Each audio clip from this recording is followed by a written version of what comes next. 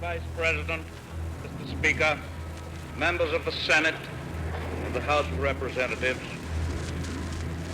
Yesterday, December 7th, 1941, a date which will live in infamy. December 7th, 1941, Japan attacked Pearl Harbor. And by the spring of 1942, the government issued orders removing an entire population. And so men, women, and children, old and the young, healthy and infirm, were literally rounded up and put in 10 concentration camps stemming from California to Arkansas. About 7,000 Japanese Americans from the Bay Area, including my parents, were forced and herded into horse stalls. And so that took a few weeks, and then ultimately they were shipped by train to Topaz, Utah. 3 individuals, Fred Korematsu, Gordon Hibayashi, and Min Yusui, challenged that incarceration. And in 1944, Fred Korematsu's case went up to the U.S. Supreme Court.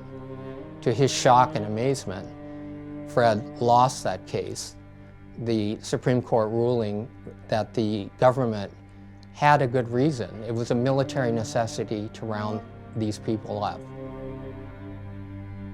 Essentially, the reasoning was because the Army tells us so. It asked no questions. It simply took the Army's claim that Japanese Americans were spying as being true.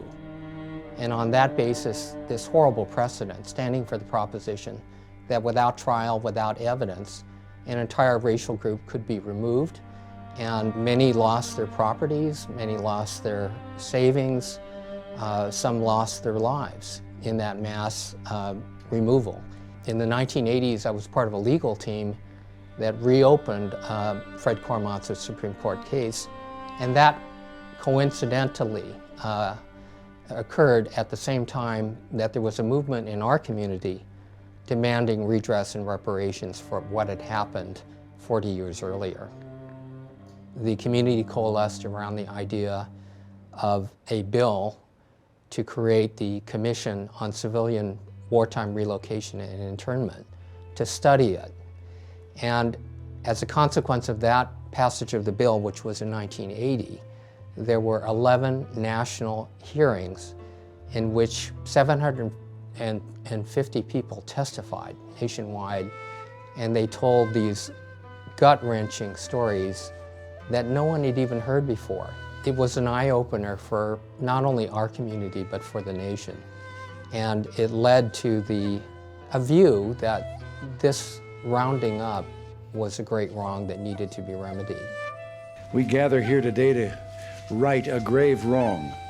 And culminating in the Civil Liberties Act of 1988, providing for an apology, providing for an educational fund to educate the nation. More than 40 years ago, shortly after the bombing of Pearl Harbor, 120,000 persons of Japanese ancestry living in the United States were forcibly removed from their homes and placed in makeshift internment camps.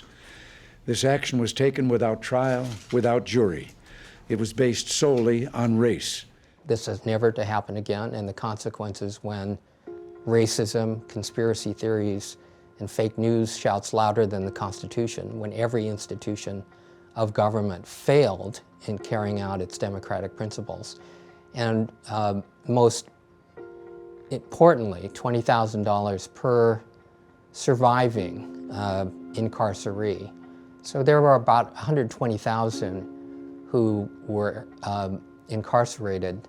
By the time the legislation passed, 60,000 were still living. And those were the ones that got compensation. If you died in camp, or if you died before the legislation passed, the heirs got nothing. But at least as far as those who were living, they did get some measure of atonement. 1 year after that, 1989, Congressman John Conyers from Michigan introduces what the equivalent of H.R. 40 at that time. It was modeled after the same language, to study and look into the harm of what happened and to make recommendations about reparations.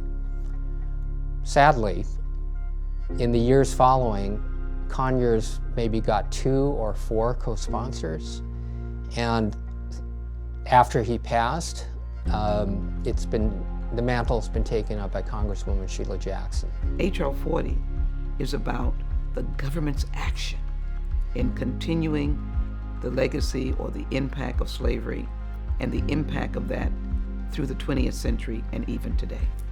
It now, I believe, has 196 co-sponsors, but has not had even a floor vote yet.